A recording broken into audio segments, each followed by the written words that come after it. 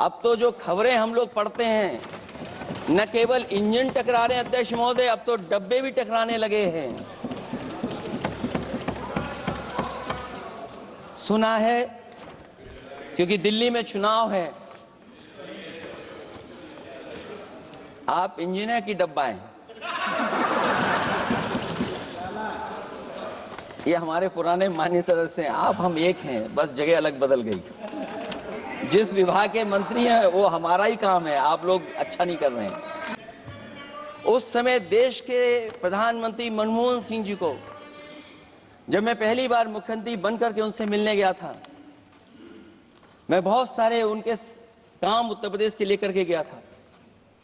आज वो हमारे बीच नहीं हैं, लेकिन कम से कम उन्हें इसी बात से याद कर रहे हैं, जो जो मैंने काम उस समय दिए थे, एक एक काम उस समय के प्रधानमंत्री जी ने मेरा पूरा कर करके, और उसका परिणाम ये हुआ है अध्यक्ष महोदय, और उसका परिणाम ये हुआ है कि आज उत्तर प्रदेश में जितनी भी मेट्रो चल रही है, चाहे वो लखनऊ की हो, कानपुर की हो, आगरा की हो, नोएडा की हो, ग्रेटर नोएडा को जोड़ रही हो, दिल्ली को जोड़ रही हो।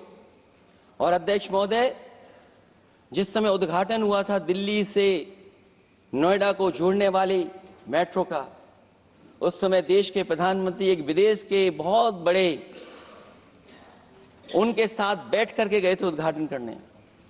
वो अगर किसी ने काम किया था पूरा, तो नोएडा अथॉरिटी और समाजवादी सरकार ने, उसमें आपकी देन कोई नहीं थी। ये बात मैं मेट्रो की इसलिए कर रहा हूं कि जो लोग दिल्ली में मेट्रो बना रहे हैं, वो बनारस में मेट्रो क्यों नहीं बना पा रहे हैं। और दिल्ली का विकास अपने आप हो जाएगा, बस ये जो भारतीय जनता पार्टी की दिल्ली वाली सरकार है वो हस्तक्षेप करना बंद कर दे। दूसरा, हमारा एक जाति जनगणना का मसला बहुत पुराना है, ये कोई नया नहीं है।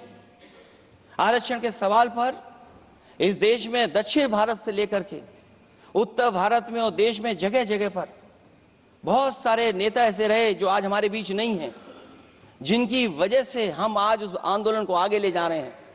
बाबा साहब भीमराव अम्बेडकर जी का जो संविधान है, उसके तहत जो हमें हक अधिकार मिले हैं, आरक्षण की व्यवस्था है, उस व्यवस्था को और मजबूत बनाने के लिए जाति जनगणना होना चाहिए।